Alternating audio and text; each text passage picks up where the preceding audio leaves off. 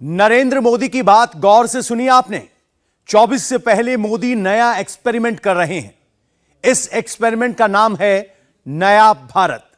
इस नए एक्सपेरिमेंट में 18 से 29 साल के युवा का सेगमेंट देखा जाएगा कि यूथ किस रास्ते पर चलना चाहता है। क्या देश का यूथ मोदी से रूठ गया है या 2014 और 19 के बाद 24 में फिर से मोदी को रिकॉर्ड जीत दिलाने की तैयारी कर रहा है। राहुल के जाति और बेरोजगारी वाले दांव पर युवा फंसेगा या एक बार फिर कांग्रेस को किनारे करेगा। आइए जानते हैं इस रिपोर्ट में। क्या युवाओं पर मोदी का जादू चढ़कर बोल रहा है? क्या युवाओं ने कांग्रेस को वोट देना कम कर दिया है? क्या राहुल का बेरोजगारी का मुद्दा अब नाकाम हो चुका है? क्या फिर नाकाम मुद्दों के सहारे 2024 की तैयारी कर रही कांग्रेस?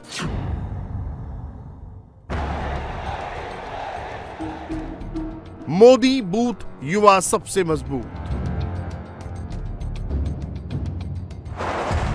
क्या मोदी ने 2024 में जीत का मंत्र ढूंढ लिया है? मोदी के इन बयानों को सुनकर राहुल भी परेशान। इंडिया अलायंस हैरान, आखिर मोदी ने ऐसा क्या कह दिया? मेरे लिए देश में 4 जातियां सबसे बड़ी है। ये मेरी 4 जातियां हैं। मेरा गरीब, मेरा युवा, मेरी माताएं बहनें महिलाएं और मेरे किसान भाई बहन। दलित, वंचित, पिछड़े, आदिवासी। दरअसल मोदी आजकल हर सभा में 4 जातियों का जिक्र जरूर करते हैं। इसमें युवा सबसे अहम है। 24 में ये युवा फैक्टर ही सबसे अहम साबित होने जा रहा है। समझिए कैसे। दोनों की पूर्ति कर रही है।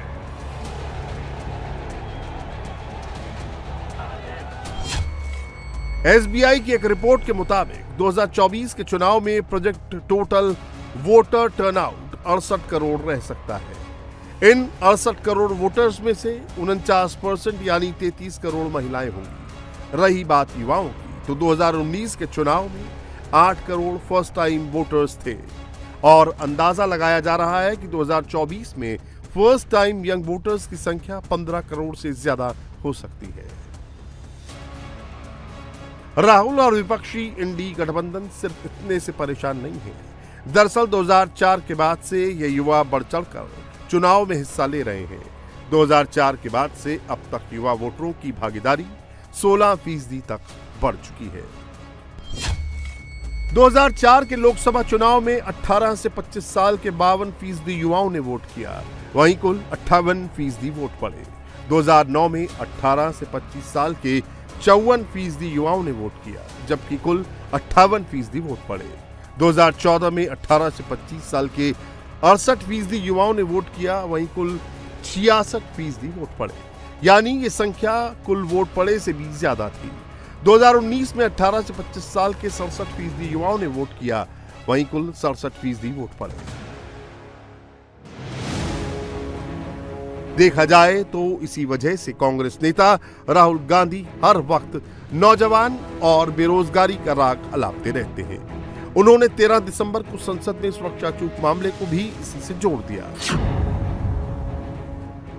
सुरक्षा ब्रीच हुई है, वो है, बट क्यों हुई? जो देश में सबसे बड़ा मुद्दा है, बेरोजगारी का मुद्दा, जो पूरे देश में उबल रहा है, मोदी जी की पॉलिसीज के कारण हिंदुस्तान के युवाओं को रोजगार नहीं मिल रहा है। तो ब्रीच जरूर हुई है, बट इसके पीछे कारण बेरोजगारी है और महंगाई है।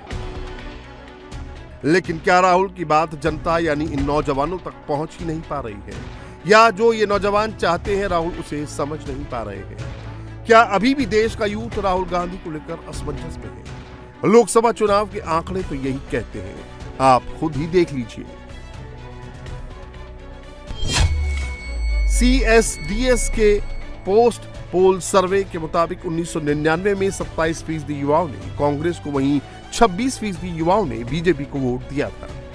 2004 में 27% युवाओं ने कांग्रेस को, वहीं 23% ने बीजेपी को वोट दिया। 2009 में 28% युवाओं ने कांग्रेस को, जबकि 20% ने बीजेपी को वोट दिया। 2014 में कांग्रेस के प्रति युवाओं का क्रेज कम हो गया और उसे सिर्फ 19% वोट मिले। वहीं मोदी के प्रति दीवानगी सर चढ़कर बोली और बीजेपी को 34% युवाओं ने वोट दिया। मोदी ने ये वोट ऐसे ही हासिल नहीं कर लिए हैं। सालों की मेहनत के बाद उन्होंने युवाओं के बीच अपनी विश्वसनीयता बनाई, उनको भरोसे में लिया है। इसका जिक्र वो अपने भाषणों में भी करते हैं। मेरे परिवारजनों, आने वाले 25 साल हमारी युवा शक्ति के लिए बहुत बड़ा अवसर लेकर आ रहे हैं। भारत का युवा किसी भी क्षेत्र में, किसी भी समाज में पैदा हुआ हो, उसके सपने असीम है।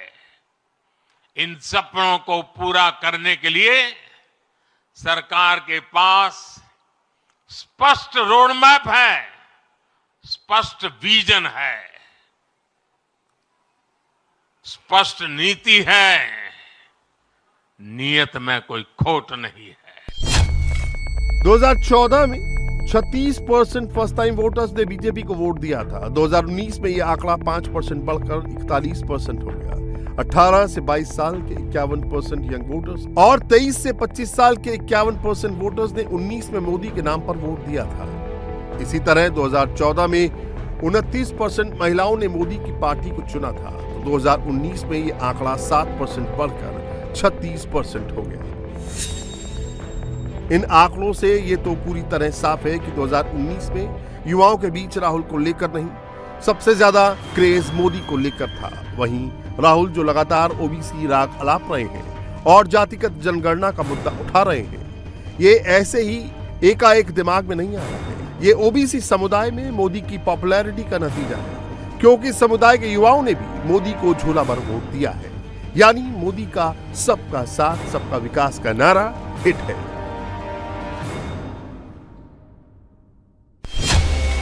सीएसडीएस के पोस्ट पोल सर्वे के मुताबिक 2014 में जहां 53% स्वर्ण युवाओं ने बीजेपी को वोट दिया, वहीं 2019 में यह बढ़कर 56% हो गया। वहीं 2014 में 36% अपर ओबीसी युवाओं ने बीजेपी को वोट दिया, 2019 में यह बढ़कर 45% हो गया।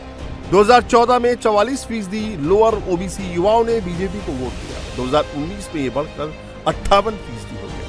2014 में जहां 28% दलित युवाओं ने बीजेपी को वोट दिया, 2019 में यह बढ़कर 35% हो गया। 2014 में 37% आदिवासी युवाओं ने बीजेपी को वोट किया, 2019 में यह बढ़कर 46% हो गया। एक और जहां मोदी का स्पष्ट विजन है, वहीं देश की सबसे पुरानी पार्टी कांग्रेस अभी भी असमंजस में है। वो समझ नहीं पा रही है कि उसकी विचारधारा क्या है। देखा जाए तो पिछले 10 सालों में वो अपना मूल रूप ही खो चुकी है। जातिगत जनगणना और मंडल कमीशन की रिपोर्ट का विरोध करने वाली कांग्रेस अब इसकी हितैषी बन गई है। एक और राहुल गांधी जहां सॉफ्ट हिंदुत्व की राह पकड़कर काफी तेज गति से चलते हैं, तो कभी सनातन के अपमान पर चुप्पी साध लेते हैं। यही वजह है कि वो हर समुदाय के युवाओं के बीच अपनी पहचान खो रही है।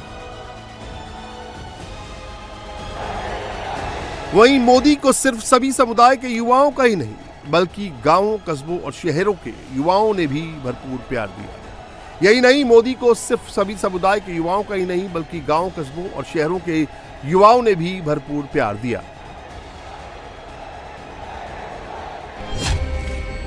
2014 में ग्रामीण क्षेत्रों में रहने वाले 34% युवाओं ने बीजेपी को वोट दिया, वहीं 2019 में यह बढ़कर 40% हो गया। 2014 में कस्बों में रहने वाले 35% युवाओं ने बीजेपी को वोट दिया, जबकि 2019 में यह बढ़कर 44% हो गया।